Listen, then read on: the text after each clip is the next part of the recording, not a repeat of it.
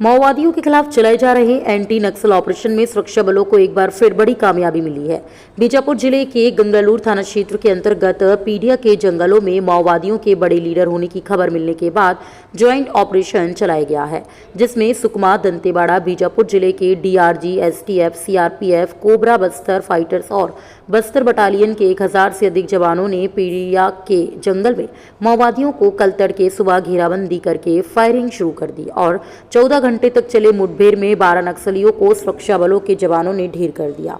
कल देर रात ऑपरेशन खत्म होने के बाद सभी जवान माओवादियों के शवों को लेकर जिला मुख्यालय बीजापुर पहुंचे और आज दोपहर के बाद मारे गए सभी माओवादियों की शिनाख्ती शुरू की गई। इस मुठभेड़ में 10 पुरुष और 2 महिलाएं माओवादियों को ढेर किया गया और सभी मारे गए माओवादियों के ऊपर 31 लाख रुपए का इनाम घोषित था।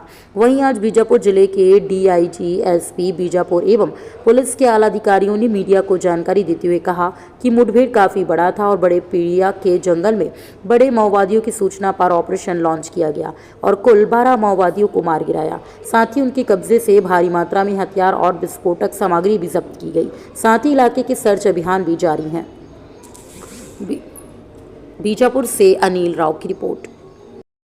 जो है क्षेत्र है उसमें माओवादियों की सूचना मिली थी, जिसमें वेस्ट बस्तर डिवीजन के जो एसजेडसी हैं, इसके अलावा आपके जो कंपनी 2 है उसके कमांडर हैं, इसके अलावा Gangalur area committee, Bhairamgarh area committee, उनके जो मेंबर्स हैं और प्लाटून है उनकी भी सूचना थी। इसके अलावा आपके दरभा डिवीजन के भी लोगों की सूचना थी। इस सूचना पर हमने लगभग 3 दिन का ये हमारा अभियान था, जिसमें DRG Sukma, DRG Dantewada, DRG Bijapur, इसके अलावा सीआरपीएफ कोबरा 210, 202, सीआरपीएफ की 85 बटालियन और 230 बटालियन इसमें शामिल हुई थी, एसटीएफ भी शामिल हुई थी। और उसके बाद संयुक्त एक अभियान चलाया गया था, जिस पर से लगभग 12 घंटे करीब यूएफ हुआ है। इसमें 9 से 10 बार करीब हम लोग का एक्सचेंज ऑफ फायर हुआ है। 2-3 बार उनके द्वारा एम्बुशिंग भी की गई है, जिसको तोड़ते हुए लगभग सर्चिंग के दौरान हमने 12 शव माओवादियों के बरामद किए। इसके अलावा काफी मात्रा में हथियार और गोला बारूद भी बरामद किए गए हैं। इसमें एक पेक्युलर चीज जो हम लोग को देखने को मिला है इस अभियान में कि सुबह की जैसे ही पहला जो एनकाउंटर हुआ उसके पश्चात तत्काल माओवादियों ने अपने ड्रेस चेंज कर दिए और उसके बाद ग्रामीणों के साथ शामिल हो गए थे। इसीलिए फिर गिरफ्तारियां काफी हुई हैं इस दौरान, जिसका हम लोग अभी शिनाख्त और पूछताछ कर रहे हैं और उसका भी फिगर बाद में दिया जाएगा।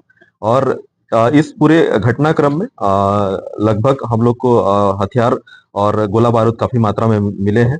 और एक सफलता है जिसमें पीडिया क्षेत्र, जो कि पहले वेस्ट बस्तर डिवीजन का गढ़ माना जाता था, उस क्षेत्र में हमने ये अभियान चलाया था, एक संयुक्त रूप से अभियान चलाया था और ये वेल कोऑर्डिनेटेड था, क्योंकि इसमें कई सारी टीम हमारी जो इन्वॉल्व थी उनके बीच में कोऑर्डिनेट करते हुए ये अभियान चलाना थोड़ा सा मुश्किल था, but it was great success for coordination.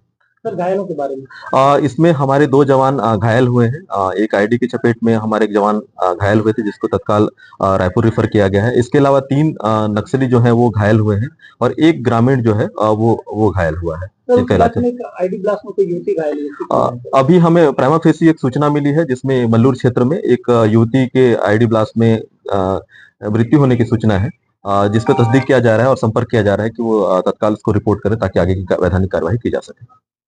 माओवादियों की शिनाख्त हो चुकी है, उसमें से ये पीपीसीएम, एसीएम लेवल के मेंबर्स भी हैं, कंपनी 2 के सदस्य हैं, इसके अलावा मिलिशिया प्लाटून कमांडर और मिलिशिया सदस्य भी हैं। टोटल लगभग 30 लाख के इनामी इसमें ढेर हुए।